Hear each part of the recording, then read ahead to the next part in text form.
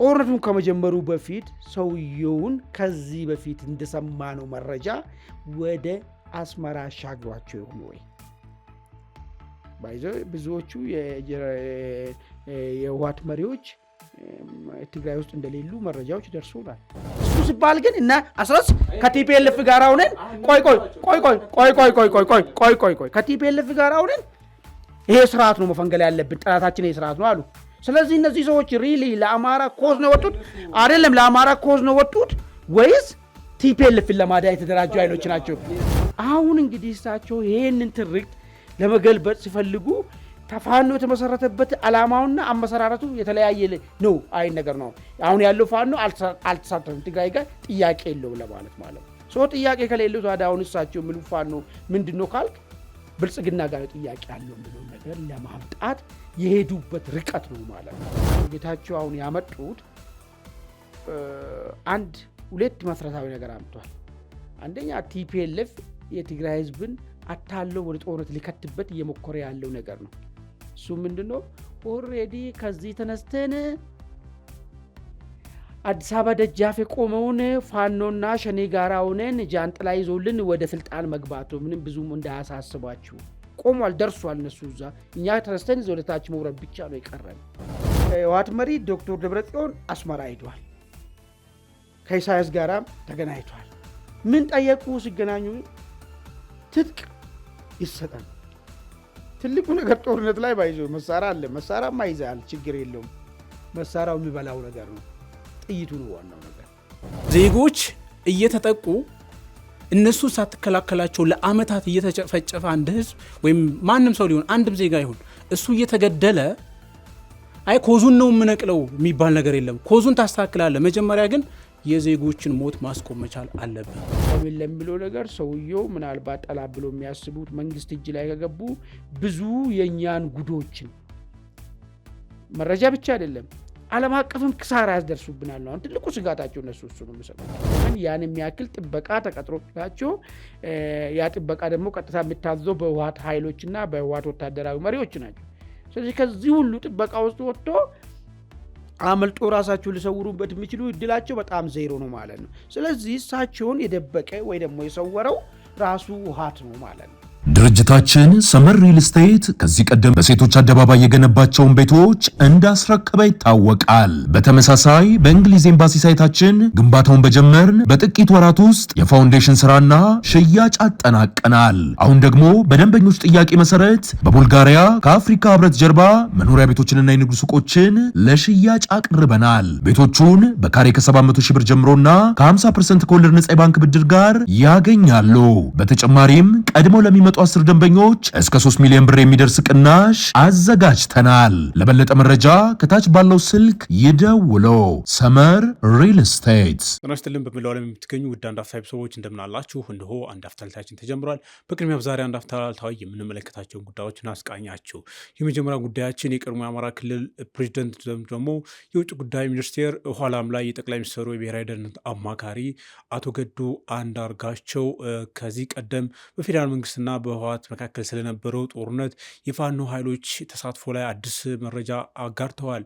ገዱ እንደሚሉት ፋኖ ትግራይ ገብቶ አልተዋጋም የሚል መረጃ አምጥተዋል። ይሄ ጉዳይ እንግዲህ በፋኖና በህወሓት መካከል አዲስ የጥምረት እንቅስቃሴ እየተደረገ ነው በሚባልበት ወቅት ገዱ እንደ አይነት ሀሳብ ይዘው መምጣታቸው ምን አንድምታ አለው? እንደተባለው ውስጥ ገዱ በወቅቱ በጦርነቱ ላይ ሲሳተፉ በነበሩበት ወቅት ፋኖ በጦርነቱ ላይ የነበረው ሚና እስከምን ድረስ ነው የሚለውን ጉዳይ እሳቸው የሚያውቁት ጉዳይ ስለነበር አሁን ይዘውት የመጡት ጉዳይ አነጋጋሪ ሆኗል። ለምን የሚለውን ጉዳይ እንመለከታለን። ሁለተኛው ጉዳያችን የጠቅላይ ሚኒስትሩ የምስራቅ አፍሪካ ጉዳዮች አማካሪ ጌታቸው ረዳ ደብረጽዮን ገብረ ሚካኤል ወደ አስመራ ሄደው ከሻቢያው አለቃ ኢሳያስ አፈወርቂ ጦር መሳሪያ እንዲሰጣቸው ጠይቀው አልሰጥህም ባለህ ተዋጋ ጀምርና ነው ጦር መሳሪያ ምልክልህ የሚል ምላሽ ተሰጥቷቸዋል የሚል አዲስ መረጃ አጋርተዋል። ጌታቸው ይህን መረጃ ያጋሩት የህወሓት አመራሮች ከሰሞኑ ህልውናችንን በብልጽግና መቃብር ላይ እናረጋግጣለን በሚል በይፋ የጦርነት እወጃ እያደረጉ ባሉበት መድረኮች ላይ ፋኖ እና ኦነግ ሸኔ ወይም የኦሮሞ ነጻነት ሰራዊት አዲስ አበባ ዙሪያ እየተዋጉ ነው፣ መንገድ ላይ ይጠብቁናል፣ ብቻችን አይደለንም፣ ስለዚህ ብልጽግናን እናስወግደዋለን የሚል መፈክር ማሰማታቸውን ተከትሎ በሰጡት ምላሽ ነው። ጌታቸው እንዳሉት ከሆነ የቀድሞ ባልደረቦቻቸው ዳግም ወደ 4 ኪሎ ለመመለስ እያኮበኮቡ ነው። ለዚህም ደግሞ ከውስጥ ኃይሎችና ከውጭ ኃይሎችም ጋር ጥምረት ፈጥረው እየተንቀሳቀሱ ነው ብለዋል። ጉዳዩን ሰፋ አድርገን እንመለከተዋለን። አብራችሁ እንድትቆዩ በአክብሮት እንጋብዛለን። አማን እንደምናለ። ሰላም ማርሻ፣ እንዴት ነህ? መልካም። እስኪ በቅድሚያ አንድ ወሬ ሰምተናል። እሱን እንደ መግቢያ በተወሰነ መልኩ እንመልከተው። የተሰማው ወሬ ውድ አድማጮቻችን የቀድሞው የትግራይ ጊዜያዊ አስተዳደር ፕሬዚደንት ጀነራል ታደሰ ወረደ የቁም እስረኛ ሆነዋል የሚል መረጃ ሲሰማ እንደነበር ይታወሳል። አሁን ደግሞ ከመቀሌ መኖሪያ ቤታቸው ተሰውረዋል ተብሏል። የት እንዳሉ አይታወቅም። እንግዲህ ይህን መረጃ ጌታቸው ረዳም ሼር አድርገው ተመልክተናል። ጀነራሉ የት እንደገቡ አለመታወቁን ተከትሎ እንግዲህ ቤተሰቦቻቸውም ስጋት ገብቷቸዋል። ባለፈው ሳምንት የቁም እስረኛ ሆነዋል በሚል ቢቢሲ ላይ ቤተሰቦቻቸው መናገራቸው ይታወሳል። ለመሆኑ ጀነራል ታደሰ ወረደ ለምን በዚህ ወቅት ተሰወሩ የሚለውን ጉዳይ በተወሰነ መልኩ እንመልከት።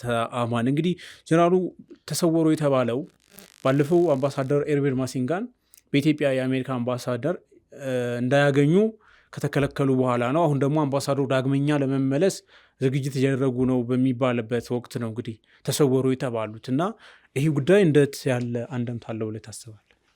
መልካም፣ አመሰግናለሁ። እንግዲህ ጀነራል ታደሰን በተመለከተ እኛ ቀደም ብለን አንድ አፍታ እሱን ወይም መረጃ ያወጣው ከዛ ከአካባቢ ባገኘው ምንጭ መሰረት ሰውየው ነፃ ለመሆናቸውን የቁም እስር ላይ መሆናቸውን ሲገልጽ ነበረ። አንዳንድ ወገኖች ደግሞ ፋክት ቼክ አረግ ነው ብሎ ጀነራሉ አልታሰሩም፣ ቁም እስረኛም አይደሉም የሚል ነገር መጥቶ ነበር። ከዛም ያለፈ ደግሞ ምንጮች ሲገልጹ የነበረው ጀነራሉ ያኔ በጊዜ ራሱ በግዞት ወደ አስመራ ሊወሰዱም ይችላሉ የሚልም ነገር ሲነሳ ነበረ። ከሱ ጋር ተያይዞ ነው እንግዲህ የአሜሪካ አምባሳደርም ለቪዚት ወደ መቀሌ ሲሄዱ፣ ለጉብኝት ሲሄዱ እንደ ቅድመ ሁኔታ ከሳቸው ጋር መገናኘት እንደሚፈልጉ ይሄ ቃልም ተገብቶላቸው ነበር የሄዱት። ይሁንና ግን ሳይገናኙ ነው የመጡት። አሁን ደግሞ የመጣው አዲሱ መረጃ ምንድን ነው? ጀነራሉ ቤታቸው የሉም። ቤታቸው አለመኖራቸው ብቻ አይደለም፣ ቤታቸው እሳቸውን የሚጠብቁት ልዩ ጥበቃዎችን በአካባቢ የሉም የሚል ነገር ነው እንግዲህ መረጃ የወጣው። ጀነራሉ አሁን የት ሄዱ ነው ጉዳዩ። ጀነራሉ ለምን ተሰወሩ ነው ጉዳዩ። ጀነራሉ መሰወር ምን ዓላማ አለው የሚለው ነገር ነው። አሁን እንግዲህ አንድ እርግጠኛ መሆን የሚቻለው ጀነራሉ በራሳቸውን አልተሰወሩም። ለምን በዚህ ደረጃ መውጣትና መግባታቸውን ኢቨን የአሜሪካ አምባሳደር ባለፈ መቀሌ ሲሄዱ እንኳን እጅ ያገኛሉ ስሉ ተከልክለው ነው የቀሩት። በዚህ ደረጃ በራሳቸው ላይ መብት የሌላቸው ሰው ራሳቸው ሊሰውሩ የሚችሉበት ሁኔታ የለም ማለት ይቻላል። ፐርሰንቱ በጣም ዝቅተኛ ብቻ ሳይሆን የለም ማለትም ይቻላል።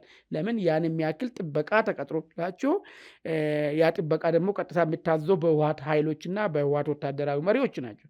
ስለዚህ ከዚህ ሁሉ ጥበቃ ውስጥ ወጥቶ አመልጦ ራሳቸው ሊሰውሩበት የሚችሉ እድላቸው በጣም ዜሮ ነው ማለት ነው። ስለዚህ እሳቸውን የደበቀ ወይ ደግሞ የሰወረው ራሱ ህወሓት ነው ማለት ነው።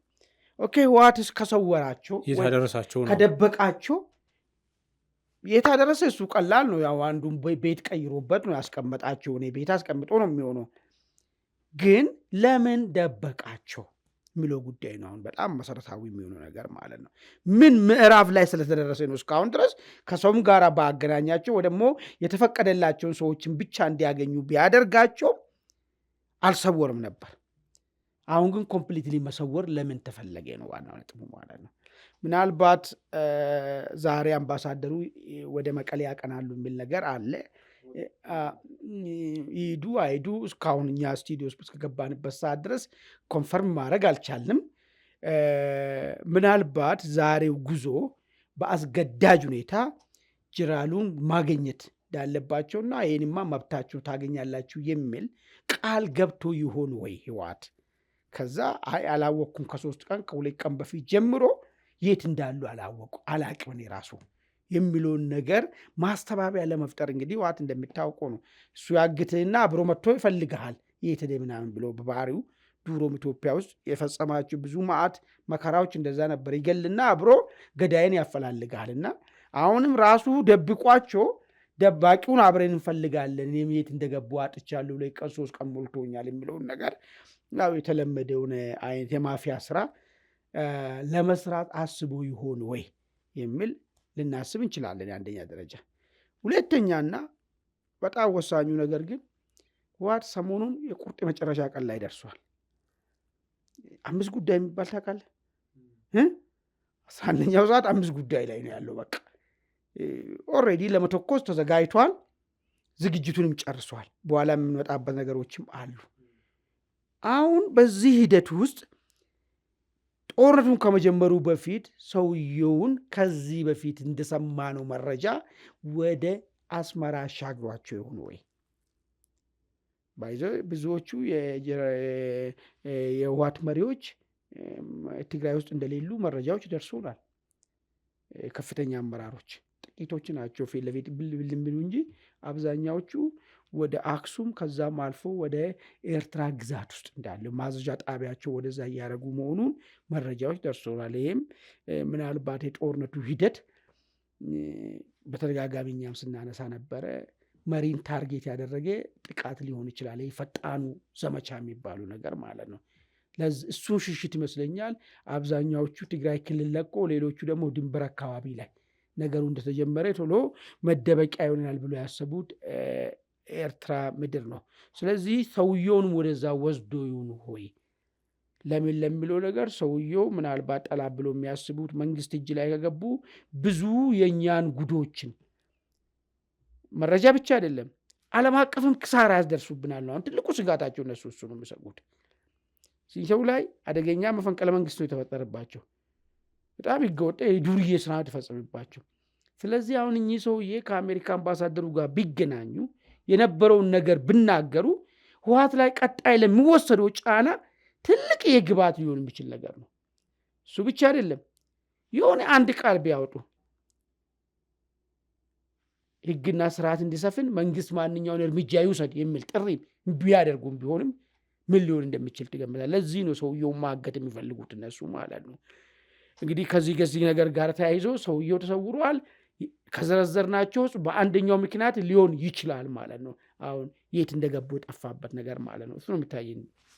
ምናልባት እንግዲህ የመሰወራቸው ምክንያት ከአምባሳደሩ ጋር የመገናኘት ወይም ደግሞ አምባሳደሩ ዳግመኛ ወደ መቀሌ የማቅናታቸው ጉዳይ ብቻ ሊሆን ይችላሉ። ምክንያቱም ታደሰ ኦልሬዲ ከትግራይ እንዳይወጡ ከመቀሌ እንዳይወጡ የተያዙበት ምክንያት ብዙዎች እንደሚሉት ብዙ ነገር ያውቃሉ፣ የህወሓትን ጓዳ ጎድጓዳ። ምክንያቱም ጌታቸው ረዳን አባረው ራሳቸውን አቅርበው ታደሰን ሲያሾሙ ታደሰ ለምሳሌ ከውጭ ኃይሎች ጋር አጠቃላይ ያለውን ግንኙነት እንደሌላ አድርገው ሲክዱ የነበሩ ለምሳሌ ከሻዕቢያ ጋር የነበረውን ግንኙነት እያወቁ እንዳላወቁ ሆነዋል እና አሁን ከእጃቸው ከወጡ ያን ምስጢር ይዘው ይወጣሉ በሚል ስጋት ሊሆን ይችላል የሚል ነገር ይነሳል። እሱስ እንዴት ታየዋለህ?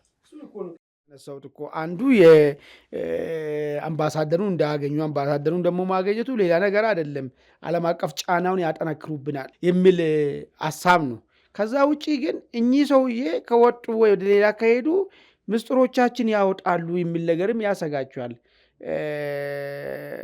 ምን አይነት ምስጢር መሰለ? እሱም ምናልባት የሚታወቅ ጉዳይ ነው። ከሻዕቢያ ጋር ምን እንደሚያደርጉ ወጥ እኮ ምስጢር የለውም እኮ ኦልሬዲ በይፋ በጦር እየተዘጋጀም ያለው ምን ሊያደርግ እንዳቀደም የሚታወቅ ጉዳይ ነው። ግን የሰውየው ከነሱ እጅ መውጣት አቶ ጌታቸው እንኳን በመውጣቱ አሁን ለምሳሌ እነዚህ ጀነራል ጻድቃን ያ ሁሉ በመውጣት ምን እንደተፈጠረ አይታል። ፕላስ አሁን ደግሞ የነበረው ሰው አንድ ቢወጣ ሌላ ችግር ይፈጥራል። በተለይ የወታደሩ ተወካይ ናቸው ተብሎ ስለሚታሰቡ ማለት ነው ጀነራል ታደሰ። ለዚህ ሲባሉ መጣውን ዳሜጅ ለመቀነስ ነው እንጂ ሚስጥር ከመደበቃ ብዙ ማስሬት ላይሆን ይችላል። ሚስጥር ምን ሚስጥር ብዙ ነገሮቹ ራሳቸው ጦርነት ሊያርከድ ያደርጉ ተዘጋጅተዋል። ግን ደግሞ ከኤርትራ ጋር ያላቸውን ነገር ተናግረዋል። ምን አይነት ዝግጅት እያደረጉ እንደሆነ የሚታወቅ ጉዳይ ነው። ስለ ትብብር ሊናገሩ ይችላሉ። ምናልባት ግን ሁሉም ነገር ፐብሊክሊ ይታወቃል ማለት አይቻልም። ሜይ ቢ የማይታወቅ ሊኖሩ ዝርዝር ነገሮች ሊኖሩ ይችላሉ። ግን በሰፊው ስናይ ህወሓት ከሻዕቢያ ጋር ምን አለው ለሚለው ነገር ምንም አሁን ነጋሪ አስፈልገን ነው። አንዳንድ ዝርዝር ነገሮች ልትልል ይችላል። እኔ በዛ ምክንያት አይመስለኝም። ሰውየው ቢወጡ አንደኛ የወታደር ተወካይ ናቸው መጀመሪያ ላይ ስለዚህ ወታደሩ ላይ ራሱ የመበተን አደጋ የቀረችው ሊበተኑብን ይችላሉ የሚል ስጋት አላቸው። እሱ ብቻ ደግሞ አይደለም። እነ ጀነራል ጻድቃን እና አቶ ጌታቸው ከነሱ በመለየታቸው ምን እንደፈጠሩባቸው ሰምተናል። እኚህ ሰውዬ ደግሞ አሁን ጭራሪ ቢወጡ እሱ ብቻም አይደለም መብትም አላቸው። ጦር ይዝመትልኝ። አሁን እኮ የሚታወቁት እኮ ሌጋል እኮ ህጋዊ ፕሬዝዳንት እኮ እሳቸው ናቸው። ስለዚህ ጦር ይዘመትልኝ፣ ህግና ስርዓት ይስፈንልኝ ትግራይ ክልል ላይ ብሉስ ለዚህ ጭምር ነው የሚያግቷቸው። ከምስጥሩ በላይ የሚመስለኝ እሱ ነው። መልካም፣ ወደ ዋና ጉዳዮቻችን እንገባለን። ውድ ቤተሰቦቻችን፣ የመጀመሪያ ጉዳያችን ገዱ አንዳርጋቸው አዲስ የሰጡት ማብራሪያ ነው። በተለይ ደግሞ ከወቅታዊ ጉዳዮች ጋር በማያያዝ የፋኖ ኃይሎች ትግራይ ክልል ገብተው አልተዋጉም የሚል ነገር ተናግረዋል። ከዚህ ቀደም እንግዲህ በርካታ ክሶች ሲቀርቡ አወዛጋቢ ነገሮች እንዳሉ ይታወቃል። ህወሓት በራሱ ወደ አማራ ክልል ከፍተኛ ማጥቃት እርምጃ መውሰዱን ተከትሎ የአማራ ኃይሎች ልዩ ኃይሉ ፋኖ እንግዲህ የመከላከል እርምጃ ወስደዋል የሚል መከራከሪያ ይቀርብ ነበር። ትግራይ ክልል ገብተው እንደዚሁ ተሳትፈዋል የሚሉ ነገሮች ይቀርቡ ነበር። አሁን ገዱ ትግራይ አልገቡም የሚል ነገር አምጥተዋል። አማን ይህን ጉዳይ ከወቅታዊ ሁኔታ አንጻር ይታየዋል? ኦኬ፣ እንግዲህ አቶ ገዱ አሁን ያለው ፋኖ ትግራይ ክልል ወይ ደግሞ በፌዴራል መንግስቱ ህግና ስርዓትን ለማስፈን መከላከያ ሲጠቃ የሚያደርገውን ዘመቻ ውስጥ አልተሳተፈም የሚል ነገር ነው ያነሱት። አሁን በሁለት ከፍለን ነው የምናየው። አንደኛ ይህ ነገር እውነት ነው ወይስ ሐሰት ነው የሚለውን ነገር ነው የምናየው።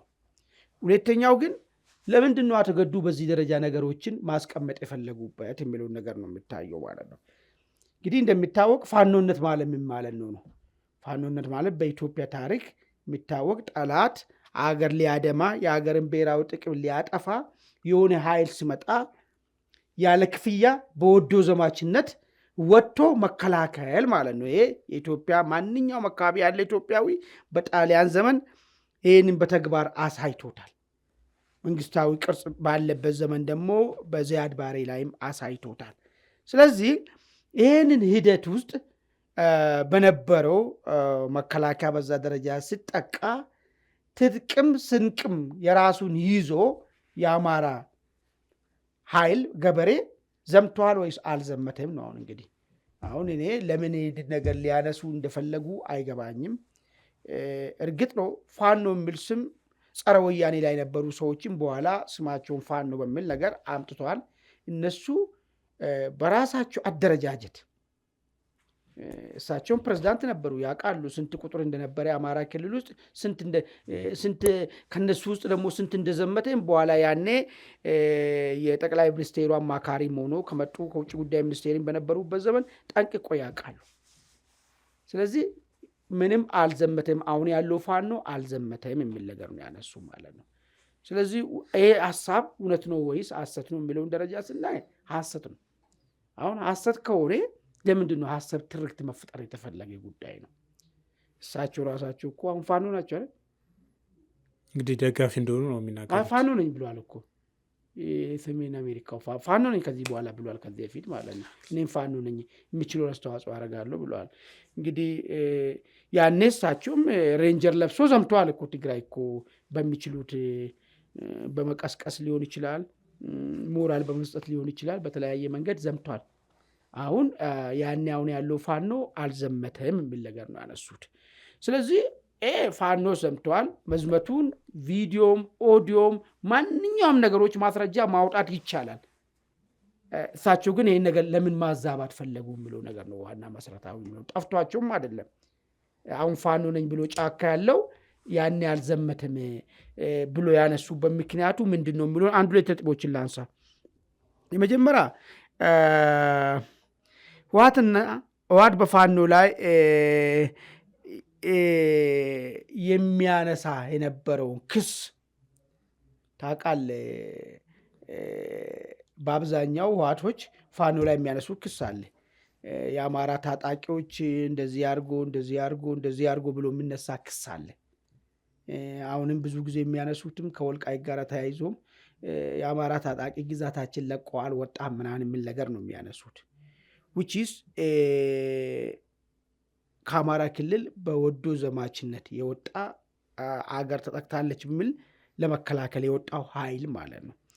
ስለዚህ ለዚህ ክስ አሁን ያለውን ፋኖ በተሸናፊነት መንፈስ ሆኖ ምንድነው አይን ነገር አልገባንም በሚል ነገር አሁን በወቅቱ የደረገው ነገር አንደኛ የኢትዮጵያ ብሔራዊ ጥቅም ነው። ከዛ ደግሞ ትንስል ደግሞ አማራ በታሪኩ ጥያቄ ነበረው ህወሓት ላይ ምን የሚካድ ነገር አይደለም። አሁንም አለው ጥያቄ። ይሄ ሁለቱ ነገር ነው ለመዘመቻ ያነሳሳው። አንዱ የርስት ጉዳይ አለ። ከዛ ይልቅ ኢሚዲየት ኮዝ ተጠቅቷል። ተጠቅቶ የብሔራዊ ጥቅም ጉዳይ አለ፣ የሀገር ብሔራዊ ጥቅም ጉዳይ አለ ብያለሁ። ብሮደር ደግሞ ከዛም ወረድ ደግሞ ካልክ ደግሞ አማራም ጥያቄ ነበረው እንደ ርስቱን አይነት ሌላም ከዛ በዘለለ ደግሞ ብዙ በደል ደርሶብኛል በዚህ አይል የሚል ነገር ነበረው። አሁን እሳቸው ይህንን ነገር አልዘመትም ስሉ አማራ ቲፒኤልኤፍ ላይ ጥያቄ የለውም፣ ቲፒኤልኤፍ ለአማራ ወዳጁ ነው የሚለውን ነገር አሁን እያመጡት ላለው ትርክት መደላደል ለመፍጠር አስቦ ያመጡት ነገር ነው ማለት ነው። አልዘመትንም እኛ ወደ እናንተ በሚል በተሸናፊነት መንፈስ ማለት ነው። ሁለተኛ አሁን ያለውን ፋኖ ከአመሰራረትና ከዓላማ አንጻር ቀደም ካለው ፋኖ ልዩነት እንዳለው ለማረጋገጥ ፈልጎ ነው። which is very important በደንብ ያዘው። ይሄንን ፋኖ አመሰራረት ቅድም ብያለሁ በሀገር ደረጃ ስታይ ፋኖነት የሚታወቅ ነው። በኢትዮጵያ ውስጥ አገር ተጠቃች ተብሎ አገር ሲጠቃ አገር ብሔራዊ ጥቅም ሲነካ ቁሜ አላይም የሚል ነገር ነበረ። እሱ አለ። እንደ አማራ ፋኖ ደግሞ እንውሰዶ ችግር የለውም። ግዛታችን ተወስዶብን የኛ መሬት በግፍ ተወስዶ በስቃይ ያለማነት ሌላማነት ተጫነባቸው ወልቃይት፣ ራያ፣ ጠለምት የሚል ጉዳይ አለ። ከዛ ውጪ ቲፒኤልኤፍ አማራን ጠላት አድርጎ ተነስቶ ተሳክቶለት ስልጣን ያዘ። ከዛ በኋላ አማራን ለስቃይ ዳረገ የሚል ደግሞ የቁጭት ጥያቄ አለው። ይፋን ነው። ይሄ ነበር ትርክቱ። አሁን እንግዲህ እሳቸው ይሄንን ትርክት ለመገልበጥ ሲፈልጉ ተፋኖ የተመሰረተበት ዓላማውና አመሰራረቱ የተለያየ ነው አይ ነገር ነው። አሁን ያለው ፋኖ አልተሳተፈም ትግራይ ጋር ጥያቄ የለው ለማለት ማለት ነው። ሶ ጥያቄ ከሌለው ታዲያ አሁን እሳቸው የሚሉ ፋኖ ምንድነው ካልክ ብልጽግና ጋር ጥያቄ ያለው የሚለውን ነገር ለማምጣት የሄዱበት ርቀት ነው ማለት ነው እንጂ ፋኖ ዘምቷል፣ ተዋግቷል፣ ጥያቄም አለው፣ አሁንም ጥያቄ አለን ብሎ በቅርብ ጊዜ መግለጫ አውጥቷል። በዛው ልክ ግን የሆነ ቡድን አልዘመትንም ከዚህ ቤት ባይዞ ይሄን ነገር እሳቸው ብቻ አይደለም የተናገሩት፣ አስራት ስማሬም ተናግረዋል። አሁን ያለው ፋኖ አልዘመተም ብሏል። ስለዚህ አሁን ያለው ፋኖ የተፈጠረው ለውጡ በመምጣቱ ምክንያት ተከፍቶ ወያኔ መራሹ መንግስት በመፍረሱ ተከፍቶ የተደራጀ ኃይል ነው የሚል ጽንሰ ሐሳብና ትርክትን ዲቨሎፕ እያደረጉ ነው ያሉት ማለት ነው። ለዛ ነው አሁን ያለው ፋኖ አልዘመተም። እዛ ያኔ ከቤቱም አልወጣም፣ ጥያቄም አልነበረው። ጥያቄው እሱ ለውጡ ላይ ብልጽግና ላይ ጥያቄ ያለው የሚለውን ነገር ለማምጣት የተካሄደበት ርቀት ነው ማለት ነው። ይሄ ርቀት ያዋጣል አዋጣም ወይ? ይሄ ርቀት ምን ይዞ ይመጣል፣ ምን ጉዳት ያመጣል የሚለው እሱ ሌላ ትንተና ነው የሚሆነው። ግን እየተፈለገ ያለው ትርክት አዲስ ለመፍጠር እየተፈለገ ያለው ትርክት እቺ ነች። መልካም ውድ ቤተሰቦቻችን ወደ ሁለተኛ ዋና ጉዳይ እናልፋለን። ሁለተኛ ዋና ጉዳያችን የጠቅላይ ሚኒስትር አብይ አህመድ የምስራቅ አፍሪካ ጉዳዮች አማካሪ ጌታቸው ረዳ ከሰሞኑ የህወሓት አመራሮች ህዝባዊ ስብሰባዎችን በተለያዩ ከተሞች ጠርተው በየአዳራሹ ያደረጉትን መፈክር በተመለከተ ማብራሪያ ሰጥተዋል። ጌታቸው በማብራሪያቸው በተለይም ደግሞ አዲስ አበባ ዙሪያ ላይ የኦሮሞ ነጻነት ሰራዊት ኦነግ ሸኔ፣ እነዚሁ ደግሞ ፋኖ ይቀበሉናል፣ እዛ መንግስትን እየተዋጉ ነው በሚል እንግዲህ በብልጽግና መቃብር ላይ ህልውናችን እናረጋግጣለን፣ ዳግም ወደ 4 ኪሎም እንገባለን የሚል አዝማሚያ ይዘው እየተንቀሳቀሱ ነው። ለዚህ ደግሞ ከውስጥ ኃይሎችም ከውጭ ኃይሎችም ጋር ቅንጅት እንዳደረጉ በይፋ እየነገሩን ነው። ከሻቢያም ጋር እንደዚሁ ደብረ ጽዮን ወደ አስመራ አቅንተው ተገናኝተው በአካል ጦር መሳሪያ ይጫንልን የሚል ጥያቄ አቅርበው ጀምራችሁ ባላችሁ ተዋጉ፣ ከዛ በኋላ እናስከትልላችኋለን ወይም ደግሞ እንሰጣችኋለን የሚል ምላሽ ተሰጥቷችኋል የሚል ነገር አውጥተዋል። እንደዚሁም ደግሞ ጦርነቱ 11ኛው ሰዓት ላይ መድረሱን የሚያረጋግጥ የጌታቸው ጽሁፍ የትግራይ ህዝብ ለዚህ ጦርነት እምቢ ማለት አለበት የሚል ጥሪ አቅርበዋል። ይሁን እንጂ ህዝቡ እነሱ አዲስ አበባ ሆነው እንደሚሉት ይሄንን የጦርነት እንቅስቃሴ ማስቆም የሚችልበት ሁናቴ ላይ ነው አይደለም የሚለው ጉዳይ በራሱ ሌላ አጠያቂ ጉዳይ ነው። አማን ይሄን ጉዳይ እስኪ እንመልከት። መልካም እንግዲህ አሁን ምንድን ነው ያለው መሬት ላይ ያለው የሚለውን ነገር በደንብ እንዲወስድ ኦልሬዲ በየመድረኩ ከተደረገው ዲስኮርስ ጎን ለጎን ሰራዊትን የማስጠጋት ስራ ተሰርቷል። አሁንም በምንሰማው መረጃ ወደ በራያ በኩል የህወሓት ሰራዊት ማታውኑ ሲጠጋ እንደነበረ መረጃዎች ደርሶናል። እግረኛ ሰራዊት ማለት ነው። በዛው ልክ ደግሞ በመንግስትም በኩል ሰሞኑን አይተ ከሆነ መደዳውን ስቴት ኦንድ ሚዲያዎች አንድ የሆነ አጀንዳ ላይ ነው ያሉት። የሚቀጥለው ጦርነት ምን አይነት ምንድን ነው አፈጣጠሩ፣ የጦርነቱ ይዘት ምንድን ነው የሚለውን ነገር ለማስረዳት ይመስለኛል የግብፅና ተላላኪዎቹ እነ ሻዕቢያ እነ ህወሓት ኢትዮጵያን ለማተረማመስ እየሄዱበት ያለው ርቀት ሊያሳይ በሚችል ሁኔታ በደንብ ተደርጎ የተሰራበት ነው ያለው። ስለዚህ በሁለቱም በኩል ይኸውልህ በደንብ አድርጌው በህወሓት በኩል ከትላልቅ ከፍተኛ አመራሮች እስከ ታች ያለው የወረዳ አመራር ድረስ መድረክ እየፈጠሩ ህዝቡን እያወያዩ መዋጋት ግዴታ ነው ሚሎን ሞንጆሪኖ እንደዛ ነው እያሉ አንዋጋም ለምን ሞታለሁ ትዋጋለህ በቃ የሚል ነገር ነው እያስቀመጡት ያሉት ማለት ነው። በዛው ልክ ደግሞ ጦሩን ደግሞ የማስጠጋት መሬት ላይ ደግሞ ጦር ማስጠጋት በአማራ በኩልም ከሁለት ቀን በፊት ሲወጡ የነበሩ መረጃዎች ሚሊሻ፣ ፖሊሶች፣ አድማ በታኞች እንዳለ በሙሉ ትጥቃቸውን ታጥቆ በዚህ በራያ በኩል ወደ ግንባር መጠጋታቸውንም ተሰምተዋል። በዛው ልክ ደግሞ የአየር ኃይላችን ወደ ትግራይ አካባቢ ያለው የድሮን እንቅስቃሴውን በዛ ደረጃ እንቅስቃሴ እያደረገ መሆኑ ነው። ይህ ሁሉ ባለበት ሁኔታ እንግዲህ አቶ ጌታቸው አሁን ያመጡት ሁለት መሰረታዊ ነገር አምጥቷል። አንደኛ ቲፒኤልኤፍ የትግራይ ህዝብን አታለው ወደ ጦርነት ሊከትበት እየሞከረ ያለው ነገር ነው። እሱ ምንድነው? ኦልሬዲ ከዚህ ተነስተን አዲስ አበባ ደጃፍ የቆመውን ፋኖና ሸኔ ጋር ሆነን ጃንጥላ ይዞልን ወደ ስልጣን መግባቱ ምንም ብዙም እንዳያሳስባችሁ ቆሟል፣ ደርሷል። እነሱ እዛ እኛ ተነስተን ወደ ታች መውረድ ብቻ ነው የቀረን የሚልና ጦርነቱን በጣም አቅሎ ልክ ሮዝ ነገር ማሳየት አለ። ተለመደ ነገር ደግሞ አለ። ስልጣን ሲያዝ የሚበላ የሚዘረፍ ነገር ምናምን አለ። እንደዛ ኢንትረስት ላለው ሰው በቃ ደርሷል፣ አልቋል። ይኸው እኮ ሰዎቹ አዲስ አበባ ደጃፍ ላይ ስለቆሙ እኛ ሄደን ከአዲስ አበባ ይዘናቸው መግባት ብቻ ነው የሚል አይነት ፕሮፓጋንዳ ነው የነፉት ያሉት። ይሄ ትክክል አይደለም። የትግራይ ህዝብ ሆይ ምንም አዲስ አበባ ደጃፍ የቆመ ነገር የለም። አዲስ አበባ ደጃፍ የቆመ ጋመጣ ይደርሳሉ ብለህ መጥተህ ከዚህ በፊት ልክ ከደብረ ሲና ወደ ላይ ስንመለስ የገጠመውን ያውቃሉ እነሱ በደንብ ስለሚያውቁ ማለት የተፈጠረውን ነገር ይታወቃል። እሱ ታሪክ በከፋ ይደገማል። ስለዚህ ምንም የሚገረሰስ መንግስትም የለም፣ የሚያዝም ስልጣንም የለም፣ የሚወለድ ሀገር ትግራይም የለም። ይህንን ተው እያሉ ነው ያሉ አቶ ጌታቸው። አንዱ እሱን ነው የገለጹት። በሌላ በኩል ግን ሌላ የትግራይ ህዝብ ልብ ለማሞቅ የሚደረግ ነገር አለ። ባለፈ አይ ቲንክ ሰርተንበታል መሰለኝ። አጋሮች አሉን የሚለው ይህም መገፋፋት ነው የትግራይ ህዝብን ጦርነት ውስጥ ለመክተት። ለምን የባለፈ የጦርነት ውጤት እያንዳንዱ እኮ የትግራይ ሰው እኮ ያውቃል እኮ ከማንም በላይ በቃ ኤክስፐርት ነው ስለ ጦርነት ትንተና። የሚገርም ነገር ለምን በአካል አይተላየው በባለፈ ጦርነቱ። አሁን የሚወደው ጦርነት ምን ሊሆን እንደሚችል የሚለውን ነገር የተማረ ትምህርት ምናምን አይጠይቅም። የአሁንም መጣው ጦርነት ላይ ህወሓት ምን ሊሆን እንደሚችል በደንብ አድርጎ ያውቃታል፣ የባለፈውን ዳታ ስላለው። ይህንን ዳታውን ሊያዛቡት ምንድን ነው ያመጡት? አጋሮች አሉ። አጋር እኮ አይደለም፣ አጋሮች አሉ።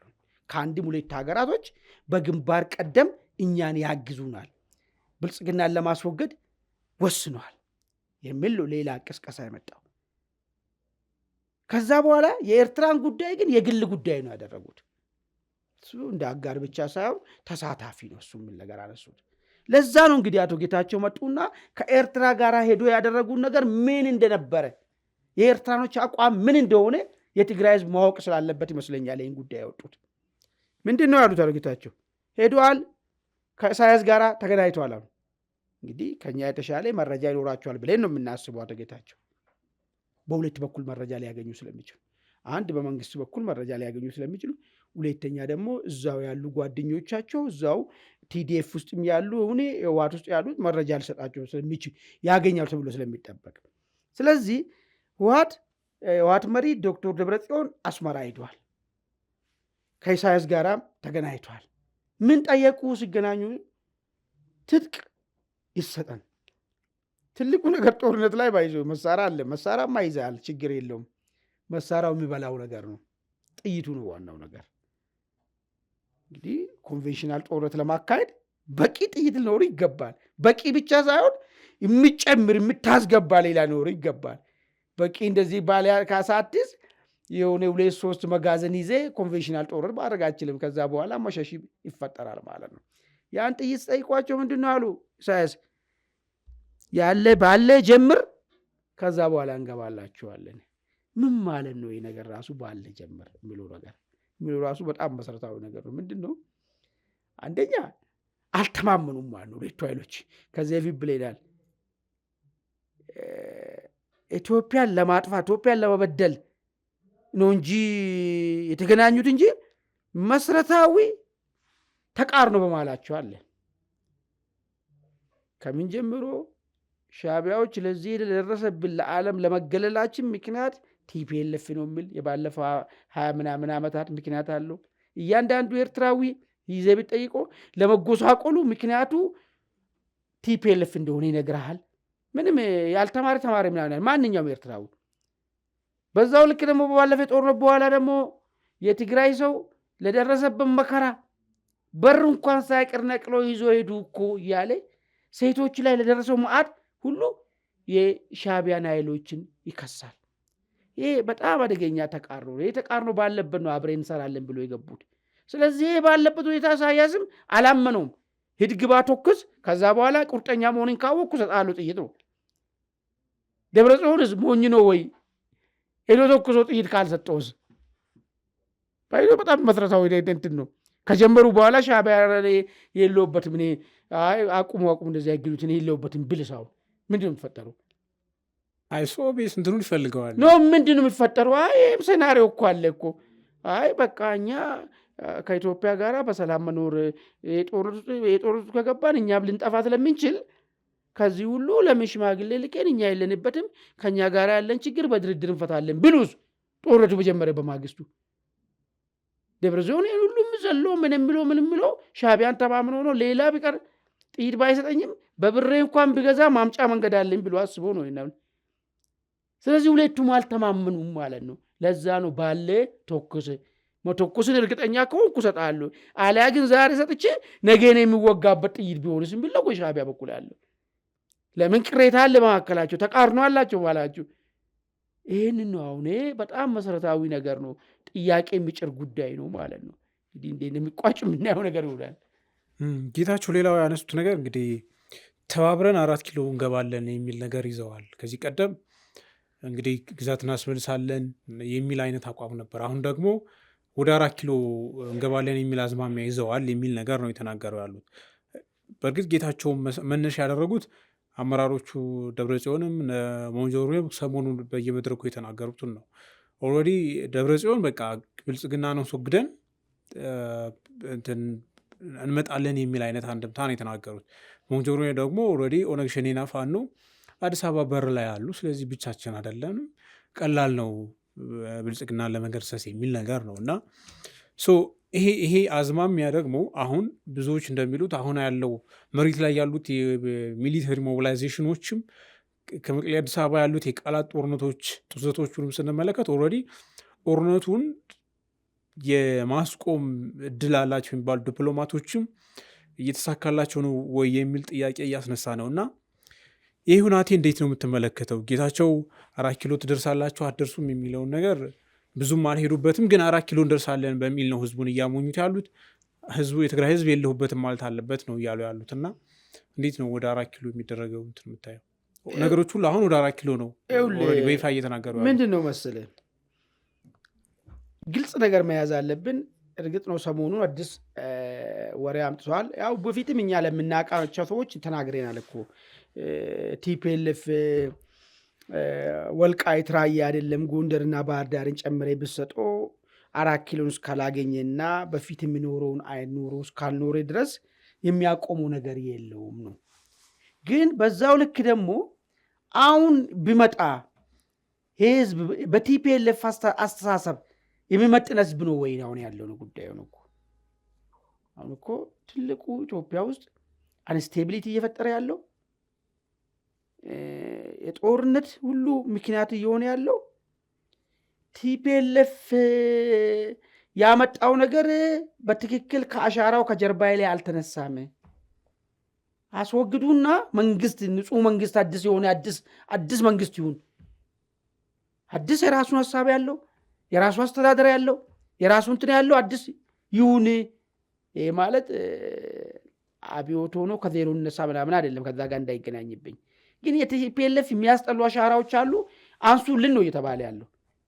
ይሄ በሚጠየቅበት ሁኔታ ቲፒኤልኤፍ ተመልሶ ቢመጣ ቲፒኤልኤፍ ደግሞ በነዛ አይነት አሰራሮቹ ላይ ምንም አይነት ለውጥ ለማድረግ ፍላጎት የሌለው ኃይል እንደው ኢትዮጵያን ሊያስተዳድር ነው ወይ የሚመጣው ብለህ ስታስበው አሁን የወጣ አዲሱ ምስጢርን ታውቃለህ። ለምን 4 ኪሎ እንደፈለጉ እንደሆነ ተናግረዋል። ቲፒኤልኤፍ ዛሬ ያለ ኢትዮጵያ ማስተዳደር የሚፈልጉ አሁን 4 ኪሎን መጥቶ ያለ ማስተዳደር የሚፈልጉ የመጀመሪያ ቲፒኤልኤፍ ምንድን ነው ያለው? አምባሳደር ፍስሐ አስገዶም የሚባሉ ሰውዬ ውጭ አሜሪካ ያሉት ውጭ ሀገር ነው ያሉት አይዳላቀው አሜሪካ ሰሞኑን በዚሁም ባደረጉ ውይይት ይሄ ጉዳይ ይመለከተናል፣ የቲፒኤልኤፍ ወደፊት አውራነት እንዴት ይረጋገጣል የሚለውን አይነት ውይይታቸው ላይ መፍትሄ ብሎ ያስቀመጡት 4 ኪሎ እንሄዳለን፣ መንግስት እናፈርሳለን፣ ከዛ በኋላ ግን አገረ ትግራይ እናዋልዳለን ነው ያሉት። አሁን ይህንን ለምንድን ነው ያነሱት የሚለውን ነገር ስታይ መንግስት ካልፈረሰ አገረ ትግራይ ሀገር ሆኖ መቀጠል አይችልም። አንድ እሱ። ሁለተኛ አሁን በዚህ ሁኔታ ባለንበት ሁኔታ መንግስት የሚባል ነገር ከፈረሰ ኢትዮጵያ ምድር ላይ ምን ሊሆን እንደሚችል እንግዲህ መሳል ትችላለህ። ሲኦልን ሊያስቀና የሚችል ነገሮች ናቸው እዚህ ሊፈጸሙ የሚችሉት መንግስት ከሌለን። ይሄ ሲሆን ወደድክም ጠላም በሰልፍ ሄደ ውሃቶይ ናምራን ብለን በንትን ሁሉ በአገር ሽማግሌ ቄጠማ ሲዘን ሁሉ ለምናቸው ነው ማለት ነው። ለምን እንደዛ ስናልቅ ማንም እንትና የለም፣ ፋሽስትም ቢሆን ባካ ያረጋጋልና ከዚህ ልቅት አውጣን ነው የሚሉ። ይሄ ነው እነሱ የሚያስቡት። ግን ምን ያህል ዋላ ቀሮች እንደሆኑ ነው አሁን እንትን ያለኝና ብዙ ጊዜ ብያለሁ፣ ልክ ጭቃ እንደያዘ መኪና ማለት ነው። አሁን ኢትዮጵያ ህዝብ እንዴት ነው ነገሮችን ሊያስብ የሚችለው የሚለውን ነገር እንኳን አልገባቸውም።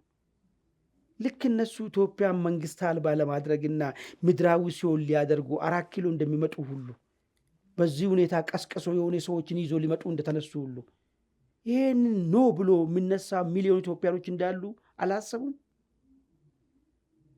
እነሱ አሁን ይህን አጀንዳ ለመፈጸም ተጠራርቶ ሲመጡ ምናልባት ከትግራይ ግዛት 1 ኪሎ ሜትር ወጥቶ ጥቃት ሊፈጽሙ ይችላሉ። እዚህ ጨዋታ ማለቂያ እዛው አይሆንም የሚለውን አያስቡም እነሱ ይህንን ነገር። ለዚህ ነው ዱሮ ተሳክቶ ሊሆን ይችላል ይህ አስተሳሰብ። እንደዚህ ከፍ ብለህ አስበህ ሌላው ምንም የማይረዳ ሌላው ያንተን አሻጥርና ተንኮል የማይረዳ አጨብጭቦ ሊቀበል ይችላል። አሁን ያለው ትውልድ ግን በዛ ነው ደረጃ ነው ወይ ያለው የሚለውን ነገር በፍጹም የተገነዘቡም አይመስለኝም። እና እንደው ምኞት ነው። ምኞቱ ግን እኔ የሚያሳዝነኝ ያ ህዋ ህዝብ ላይ ትግራይ ህዝብ ላይ የሚያመጣው መዓት ነው የሚያሳዝነኝ። እኔ የማይረባ ትርኪ ምርኪ ሆነ ሀሳብ መጨረሻ ላይ ትግራይ ህዝብ ላይ ነው እንትኑ የሚፈነዳው። እሱ ነው የሚያሳስበኝ። እኔ ምናልባት አሁን የታቸው የጠቀሳቸው ኃይሎች አሉ ቲፒኤልኤፍ ጋር የሚሰሩ የውስጥ ኃይሎች ሻዕቢያ፣ እንደዚሁ ደግሞ የጀነራል ብርሃን ጦር፣ ከዛ አሁን በመንግስት ሚዲያዎች በይፋ የሚነገር ነገር አለ ሰሞኑን ግብፅ ከዚህ ሁሉ የእርስ በርስ ትርምስ ውስጥ እጇ አለበት ከጀርባ የሚል ነገር አለ እና በዚህ ሁናቴ ውስጥ ብዙዎች አንዳንድ ሲኒየር ፖለቲሻኖች ጭምር ስጋት አላቸው። እንደውም አንድ ሲኒየር ፖለቲሻን እያወሯቸው ነበረ እና አሁን ያለው ሁኔታ ሲነግሩኝ ኢትዮጵያ ውስጥ መንግስት ወይም ደግሞ ሴንትራል የሚያሰባስብ ነገር አለመኖሩ ከተረጋገጠ ምን ሊፈጠር ይችላል የሚለውን ነገር መገመት በጣም ከባድ ነው የሚል ነገር አላቸው። እሳቸው የሚያምኑት ምንድን ነው? ኦልሬዲ ቲፒኤልኤፍ በደንብ የሚያውቁ እዛ አካባቢ የነበሩ ሰው ናቸው። መንግስት ከሚሰርስ ኦልሬዲ አሁን ያሉትን የፖለቲካ ችግሮች ኦል ኮርነር ያሉትን በሁሉም በኩል ያሉትን በኦሮሚያም፣ በአማራም፣ በትግራይም በልኩ አድሬስ ማድረግ መሆኑ የተሻለ ነው። ይሄ ካልሆነ ግን እንደ መንግስትም እንደ ሀገርም ለማንም የሚጠቅም ነገር አይበጅም ነው ብለው የሚያስቡት እሳቸው። አሸናፊ ተሸናፊ ሳይሆን አጠቃላይ እንደ ሀገር ተያይዞ ገደል የመግባት አይነት ሁኔታ። ከዚህ ይልቅ መንግስትም በልኩ ሌላውም ተቀናቃይ ኃይል በልኩ ወደ ይዋጣልን ከመግባት ይልቅ መቆጠብ አለባቸው። ማንም አሸናፊ ሆኖ አይወጣም፣ ሀገር ያሰጡናል የሚል ነገር ትንተናላቸውና እሱን አንተ እንዴት ነው የምታየው? ምክንያቱም እኛ ሀገራችን ሰላም ሆኖ ችግራቸውን እንዲፈቱ ነው የምንፈልገው፣ በሁሉም አካባቢ ያለው ማለት ነው። የሁሉም ቁስ አድሬስ ተደርጎ ስልጣንም ከሆነ ኤኒቲንግ መሆን ያለበትን ነገር በአግባቡ ማድረግ ነው እንጂ የበለጠ ከዚህ በላይ ምስቅልቅል፣ ከዚህ በላይ የእርስ በርስ እልቂት የኢትዮጵያ ሕዝብ አይፈልግም። ሀገሪቱን መሸከም አትችልም እውነት ለመናገር እና እኔ እንዳንድ ዜጋ በቃ እፈራለሁ። በቃ ሀገር እንዳናጣ እፈራለሁ። የምሬ ነው የምልህ። ማለት በእንደዚህ አይነት ምስቅልቅል አዙሪት ውስጥ የምትቀጥል ከሆነ ምን ሊፈጠር እንደሚችል ነገር እርግጠኛ መሆን አትችልም። እና እሱንስ እንዴት ነው የምትመለከተው? መጀመሪያ ቲፒኤልኤፍ አንተም እንደቀጠቀስከው የነ ግብፅን አጀንዳ ነው ሊፈጽም የተነሳው፣ ለራሱ ፐርሰናል ፍላጎት አይደል? እነ ግብፅ አሉ ብለናል ከጀርባ። እነ ግብፅ ደግሞ ኦልሬዲ ኢትዮጵያ ብትበታተንላቸው ፍላጎታቸው ናቸው፣ ብሔራዊ ጥቅም ስላላቸው እኛ። ስለዚህ ቲፒኤልኤፍ የሚንቀሳቀሰው ቅድም ላለው ፖይንት ነው፣ ይህንን ለማሳካት ነው። የግብፅን አጀንዳም የራሱ አጀንዳ እዛው ስላለ ማለት ነው። ከቲፒኤልኤፍ ጋራ የሚሰለፈው ኃይል ምን ለማሳካት ነው የሚሰለፈው ነው አሁን ጥያቄ። የቲፒኤልኤፍ አጀንዳ ነው ወይ የግብፅ አጀንዳ ነው ማሳካት ኢትዮጵያን ለመበተን ማለት ነው። ይሄ ከሆነ እውነታው አሁን እንግዲህ የኛ ጠንካራ ጎን ምኑ ጋ ነው? ግብፅ አዝናልን አትተውም እኛ እስካልተው ነው ድረስ፣ ምን እስካልተው ነው ድረስ ማለት ነው። የውስጥን በር ካልዘጋ ነው ሁሉንም ጥቅሞችን ግብፅ ወይ ውሰጂ እስካላልክ ድረስ አልጠይቅሽም ጥቅም። ኢትዮጵያ አንገቷን ቀና አትልም። ግብፅና ኢትዮጵያ እኮ አሁን 7 ዓመት አልሆነም እኮ፣ ዛሬ 7 ዓመት አይደለም ጥቅም ያገናኘን ወይ አብረን መኖር ጀመርነው። በረጅም ዓመታት አብረን ኖረናል። ጥቅም የሚባል ነገር ከታወቀበት ዘመን ጀምረን አብረን እየኖርን ያለነው። ለምንድን ነው ግብፅ አሁን አክቲቭሊ እንደዚህ የመጣችው ብሎን ጥያቄ ማንሳት ነው። ለምን አልመጣችን ከዚህ በፊት? ያኔ ተኝቴን ስለነበረ ነው የጥቅም ጥያቄ። እኛ ምንም ያለ ሪሶርሳችን ለመጠቀም እስካሁን ተኝታለች ብለህ ነው የምታስበው? አሁን በምታደርገው ልክ እኔ እንደዛ ላስብ። አሁን በምታደርገው ልክ ምናልባት አሁን በምታደርገው ልክ ምንድን ነው አሁን ሜቢ አሁን በዚህ ወቅት ራሳችን በየአቅጣጫው የእርስ በርስ ጦርነት ውስጥ ገብተን የተሻለ እድል ፈጥረንላት ይሆናል እንጂ እኔ ከዚህ ቀደምም አርፋ ተኝታለች ብዬ አላስብም። እንደዛ ሳይሆን ይኸውልህ እሱንም እኔ እመታብሃለሁ። እንዴት አድርጌ እንደመታብህ ታውቃለህ? ኢትዮጵያ ውስጥ ቅሬታ ያልነበረበት ዘመን የለም። ለምንድን ነው አሁን ትጥቅ ትግሉ እንደዚህ የፈነዳው? አሁን የባሰ ቅሬታ ከዚህ በፊት እንደዚህ አይ ቅሬታ አልነበረም ኢትዮጵያ ውስጥ። እሱ ራሱ ቅሬታው ራሱ ከጀርባቸው ነው። ግብጾች ለምን ዱሮ ከፋም ብሎ ለምነሱ ሰዎች አሁን በሚያደርጉ ልክ ነው የሚያደርጉት። ያኔ ለምን እንደዛ ያደርጉም ነበር? ያኔ እነሱን ጥቅም ስላልነካን ነው፣ ተኝተን ስለነበረ ነው። አሁን አንገታችን ቀና ማድረግ ስለመፈለግ ያሰበውንም ያላሰበውንም እያነፈነፉ የሚችሉትን ሁሉ ኢንቨስት እያደረጉ መጡ። ያኔ እሱ ትርምሳችን ያፈጠነው። ምን በቀጥታ እኮ መጥተውብን ያውቃሉ አይደለም? ቆይ ትርምሳችን እንደዚህ ያፈጠነው እንጂ ኢትዮጵያ ውስጥ አሁን ጥያቄ ነው የምትለው ጉዳይ ቦልድሊ ነበረ ባለፈ 27 ዓመት። ግን ግብፅ በዚህ ደረጃ አማጺን ሲያደራጅ ሲያግዝ አላየንም። ወይ ደግሞ አማጺ ባንዴ እንደዚህ ፋፍቶ ሲፈነዳ አይተን አናውቅም። ለምን ግን ነበረ ያመጽ መጠኑ በጣም ይነስ። ለምን ያን እንትን አላለም?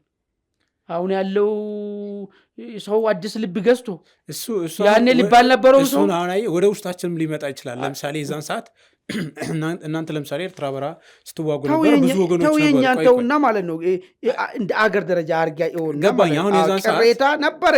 አማራ ነበረ በጣም በስቃይ በወያኔ ስራ ስር ማለት ነው። ሱሪን እያስወለቀ ሱሪን እኮ አስወልቀናል እኮ ያኮላሹ ስንት ጸያፍ ነገሮች ሁሉ ይታወቅ ነበረ። ህወሓት አዲስ ሰው አይደለም ነበረ።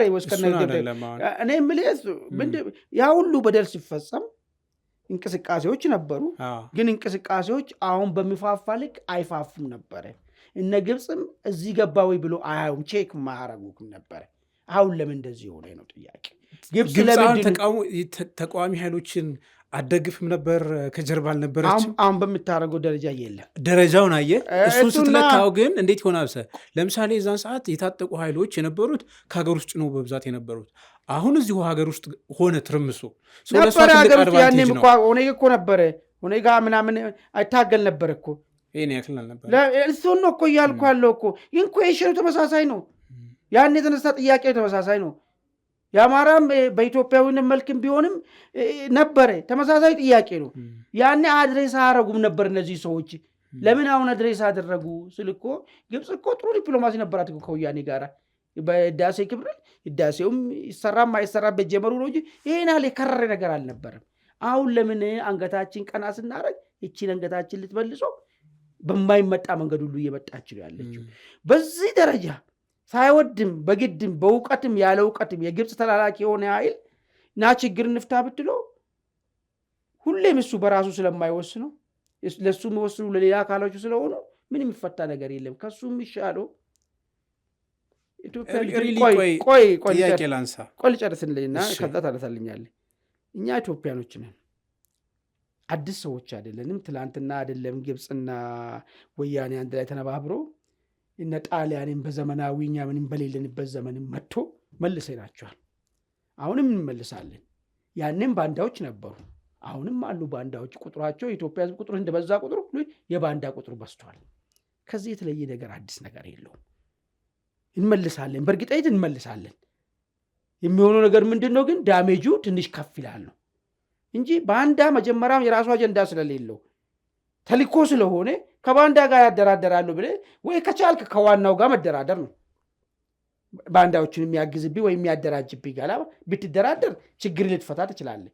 እሱን እስካልፈታ ድረስ ግን እዚህ ጋር ያለው ሰው ጋር ብትደራደርም ባትደራደርም የራሱንም በራሱ የሚያደርገው ነገርም ስለሌለ እኔ የችግሩ ጥልቀት አይመስለኝም። ግን አንድ መደረግ ያለበት ብዬ የማምነው ምንድን ነው፣ አብዛኛው ሳያውቅም እያወቀ በዚህ ሂደት ውስጥ የገባውን ሰው ከሂደት ውስጥ ለማውጣት ጥያቄ ብሎ የሚያነሳቸውን ነገሮች ሎንግ ተርምም ቢሆን እየመለስክ መሄድ። ኦብቪየስሊ እኔ አንድ ነገር አስባለሁ እንደ ዜጋ ማለት ሁሉም ነገር ላይ የውስጥ የቤት ስራህን እስካልሰራ ድረስ የውጭ ጣልቃ ገብነትን የምትከፍተው ኦልሬዲ ራስህ ውስጥ ስትረባመስ አለመረጋጋት ስትፈጥር ነው። ኦብቪየስ ሳትግባባ ስትቀር ነው። ይሄ ምንም የሚያከራክር ነገር አይደለም። አሁን ኢትዮጵያ ውስጥ ያለውን ነገር እንደዚሁ እያሉ ዝም ብሎ እያሰፉ ለውጭ ተገላጭነትን እድል እየሰጡ ከመሄድ ይልቅ ኦልሬዲ እኮ ጀነራሎችም እኮ ብዙ ሰዎች እኮ ይሉታል የውስጥ ችግራችንን መፍታት አለብን ነው በቃ። ኦብቪየስ ትልቁ አሁን በቃ ባንዳ ነው ብጠራውም አይሰማ ምናምን ይሄ የባሰ ኮርነር እያደረገ ይሄድ ይሆናል እንጂ እንደ ሀገር ልናሸንፍ እንችላለን። ግን በከፍተኛ መስዋዕትነት ግን ከምናሸንፍ ይልቅ የውስጥ ልዩነት ክልፈተህ ማለት ሁሉም እንደው ዝም ብሎ ለግብፅ ተላላኪ ሆኑ ለመሆን ብቻ ወጥቶ ይሞታል ማለት እንትን ሞኝነት ነው ማለት ህይወት ነው ገባ። ዝም ብሎ አይደለም ሁሉም ሰው የሚሞተው። ስለዚህ የተሳሳተውንም ወይም የተሞኝም ካለ ጀኒውን የሆነ ጥያቄም ያለውን በርን ዘግቶ መነጋገር ዘ ቤስት ኦፕሽን ነው ብዬ ነው የማስበው እኔ። ጥሩ ለምን መሰለህ አሁን እንደዚህ ስንል ባንዳ ምናምን ሲባል ዝም ብሎ ከመሬት የመጣ ነው ወይስ እንዲያው ዝም ብሎ ተራ ፕሮፓጋንዳ ነው ወይ የሚለውን ነገር ትንሽ እንወስድ። እሱም ጠቃሚ ይመስለኛል። አሁን እኔ እንደ አንድ ሚዲያ ላይ እንዳለው እንደ አንድ የዚህ ሀገር ፖለቲካን እረዳለሁ፣ ሰምቻለሁ ከተለያየ ቦታ ብዬ እንደማስብ ሰው አማራ አካባቢ ያለው ሰው ጥያቄ እንዳለ እኔ እረዳኛል። ዛሬ ሳይሆን እንደ ማንኛውም ኢትዮጵያዊ የከፋ ጥያቄ በወያኔ ላይ እንዳለ ነው የማውቀው። መነሻውም እዛ ጋር ነው ብዬ ነው የማስበው። መሰረታዊ ጥያቄን ግራውንድ ያለው ጥያቄም ነው ብዬ ነው የምገነዘበው። ዛሬ ይሄንን ጥያቄ እናስመልሳለን፣ ለዚህ ጥያቄ ጫካ ወጣን ያሉ ሰዎች ከህወሓት ጋር ነው ወዳጅነታችን ሲሉ፣ ታዲያ ጥያቄ አሁን ባንዳም ብሎ ጥያቄ እኮ የሚመጣ እኮ ገብቶሃል አለ። ምንድን ነው ኮዙ ምንድነው? ምን ለማስገኘት ነው ትግሉ ራሱ? ወይስ ለካ ይሄ ቅብ ነው ሌላ ዓላማ ነው ያለው ወይ ከጀርባ የሚል ጥያቄ እንድታነሳ ያደርጋል። ሰምተሃል? አይ ቲንክ ከአንድ ቀን 2 ቀን በፊት አንድ የአፍባን ህዝብ ግንኙነት ኃላፊው አስረስ ማሬ ዳምጤ ከዋድ ጋር ለመስራት ጥሪያችን ተቀብሎ ወይ እነሱ የኛን ጥሪ ተቀብሎ ጨርሰናል የሚል ግልጽ ያለ አቋም ይዞ መጥቷል። አሁን ይሄን ስትል እንዴት ነው ነገሩ የሚለው ጥያቄ ውስጥ ትገባለህ። ያኛው የጎንደሩ ፋኖ ወጥቶ ጠላታችን ብሎ ተንትኖ አስቀመጠ። ሰማ ገዢ ነው ሲባል ነበረ ነው የምትረዳው ነገር ነው እሱ። ይሄኛው ደግሞ መጥቶ አይ ጠላታችን ይሄ ነው ገዚህ ጋር ስል ሌላ ነገር ለካ ትግሉ ራሱ ትግል የሌላ ተልእኮ ያለው ነገር ነው ወይ የሚል አሁን አንድ የሚለው ነገር ይመጣበት ምክንያቱ ማለት ነው እንትኑ ስስት ማለት ነው ጥያቄ ታነሳለህ። ዝም ብሎ አይደለም እንትን ይባለው። ከዛ ውጪ ግን ህዝብ እንደ ህዝብ ያለው ጥያቄ ከዚህ ቤት ቋውርተን እናንተ ባህር ዳር አዳራሽ ላይ ህዝብ በግልጽ ወጥቶ ጥያቄ ምንድነው ተብሎ እኮ 1 2 3 4 5 6 ብሎ እኮ ዘርዝሮ አስቀምጧል። እነዚህን ጥያቄ አድሬስ ማድረግ የመንግስት ግዴታ ነው፣ ለራሱም ሰርቫይቫል ለወደፊትም ማለት ነው። ይሄ የብሔር ግንባታው እንዲሳለጥ በቃ ይህን ጥያቄ አለኝ እንደ ህዝብ አለኝ ብሎ አማራ ህዝብ ወጥቶ ጠይቋል። በጨዋ ደንብ ተጠያይቆ እኔ ብሎ ቆጥሮ አስቀምጧል። ለዓመታት በሰልፍ ጠየቅ ነበር። አይ ከዛ በላይ ተው፣ የሰልፍን እንኳን ኢሞሽን ነው ምናምን ነው ብለህ ብትለው እንኳን እንደ ህዝብ ቁጭ ብሎ በጨዋ ቋንቋ ምንድን ነው ሲባል በጨዋ ቋንቋ ወጥቶ ህዝቡ ቆጥሮ የተናገረው ጥያቄ አለ። ይህንን ጥያቄዎቹ ከምን ይመነጫሉ? አብዛኛው የትርክት ጉዳይ ነው፣ ህገ መንግስት ጋር ተያያዘ ነው። እሱን የፈጠረው ማን ነው? ወያኔ። የግዛት ጉዳይ ነው፣ እሱን የፈጠረው ማን ነው? ወያኔ። በአብዛኛዎቹ ጥያቄዎቹ የመነጩት ከወያኔ የመነጩ ናቸው። አይ የእኛ ጠላት ብልጽግና ነው፣ ወያኔ ወዳጃችን ነው ስል ይህ ሰውዬ አሁን የአማራ ታጋይ አልወስዶም።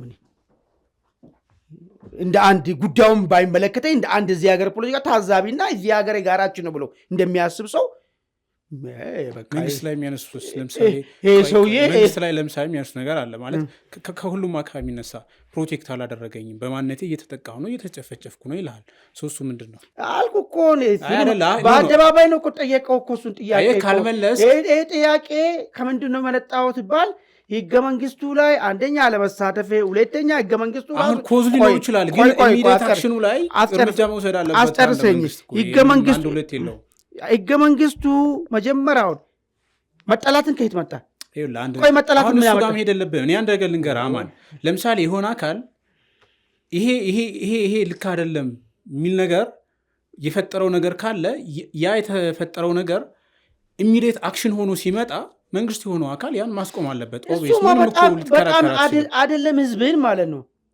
እዚህ በስደተኝነት እዚህ መጥቶ ያለውን ሰው ፕሮቴክት ማድረግ ግዴታ ነው። በቃ እሱ አልሆነም። እሱ ግዴታ እሱ አይደለም ህዝብን የገዛ ህዝብን የምትገዛ ግብር የምትበላውን ህዝብ ቅርና እዚህ በስደት የመጣውን እንኳን ፕሮቴክት ማድረግ ግዴታ ይሄ ጥያቄ ውስጥ አይገባም ነው ያለው። አይ ለምሳሌ አሁን ህዝቡን ጥያቄ ስትል በሰልፍም አዳራሽም ላይ ሲነሱ የነበሩት አንዱ ጥያቄ እንደ ህዝብ ወጥቼ መግባት ዋስትናዬ አልተረጋገጠም ሲልህ ኮዙ ሊኖር ይችላል። ልክ ነህ፣ እሱ ላይ አልከራከርም።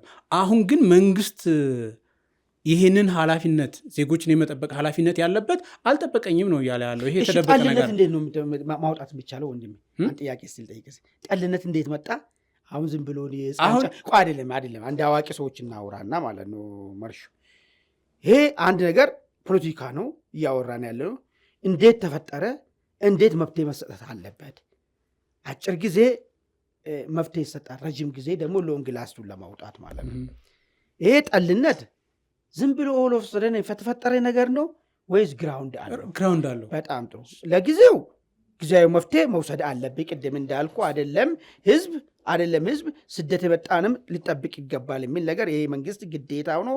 እዚህ ላይ ማስተካከል መጠበቅ ግዴታ። የህዝቡም ጥያቄ እሱ ነው። ኢሚዲየት አይደለም እኔ የሚገባኝ ኢሚዲየት አይደለም። ያን የፈጠረውን መሰረታዊ ነገሩን ከስር መሰረቱ እንደዚህ አይነት ትርክት ይውጣልኝ በሰላም ሊኖር እኔ የሚገባኝ ከሆነ ማለት ነው። ስለዚህ አንተ እንደምትለው እኔ አሁን አትግደሉኝ ጥያቄ አይደለም። ይኸውልህ መሰረታዊ ነገሩ እኮ መፍትሄ እስከሚያገኝ ለምሳሌ ይኸውልህ አንተ ላይ አንተ እንድትጠቃ የተፈጠረ ናሬሽን ካለ ወይስ አንተ ያኛው መሰረታዊ ነገሩ መልስ ማግኘት የለበትም የሚል ነው ሐሳብ አለበት። ግን መጀመሪያ የዜጎች ደህንነት ዋስትና ሰጥታለበት። ለምን ትሸሻለህ አንተ? ከዛኛው ኢሚዲየቱንማ አልኩ እኮ አይደለም የምታስተዳድረውን ህዝብ በስደት አንተ ጋር የሚኖርም የመጠበቅ ግዴታ አለብህ። ይሄን መንግስት መሆን አልቻለም ነው ጥያቄው። እኔ መንግስት አንድ ቦታ ላይ እስከሰማው ድረስ አልጠብቅህም ይግደሉም እኮ ሲባል አልሰማሁም። ቆይ አልጨርሰኝ። ከዛ ውጪ ግን ይሄንን የወለደውን ነገር ይሄ እንዴት መጣ የሚለውን ነገር መፈነቃቀሉ፣ ማሳረዱ፣ ግድያው ከምን የመነጨ ነው የሚለውን ነገር ቁጭ ብለን ተነጋግረንበት ከስሩን መንግሎ ሲባል እሱ ልክ ነው ሲባል የስሩን ባለቤት ቲፒኤልኤፍ አንተ ወዳጅ የሚነካብህ ከሆነ ስለ ቅርንጫፍ እናወራ ከሆነ አዙር ውስጥ መዞር ዝም ብሎ ማለት ነው። በአዙር ውስጥ እየተሽከረከሩ መዋል ነው። እኔ አሁን እያልኩ ያለው ግድያ፣ መፈናቀል ምን በራሳቸው የተፈጠሩ አለም ስራ አላቸው። ነገር ግን እነዚህኛዎቹ ሲደረጉ እንደ ማንኛውም አውቶማቲክ እርምጃ ይወሰዳል። ግን መሰረታዊ ደግሞ እርምጃ መወሰድ አለበት ነው። መሰረታዊ እርምጃ የትኛው ነው? ቲፒኤልኤፍን ጭምር ከስር መሰረቱ ፈንግሎ መጣል። እሱ ሲባል ግን እና አስረስ ከቲፒኤልኤፍ ጋር ሆነን ከቲፒኤልኤፍ ጋር ሆነን ይሄ ስርዓት ነው መፈንገል ያለብን፣ ጠላታችን ይሄ ስርዓት ነው አሉ። ስለዚህ እነዚህ ሰዎች ሪሊ ለአማራ ኮዝ ነው ወጡት አይደለም? ለአማራ ኮዝ ነው ወጡት ወይስ ቲፒኤልኤፍን ለማዳን የተደራጀ አይደለም? እኔ ያነሳው ጥያቄ ምንድን ነው እንጂ ጥያቄው ዘርዛ እኮ ነው የሚሄደው እኮ። ይኸውልህ የሆነ ናሬሽን አለ፣ ያ ናሬሽን የፈጠረው ችግር አለ።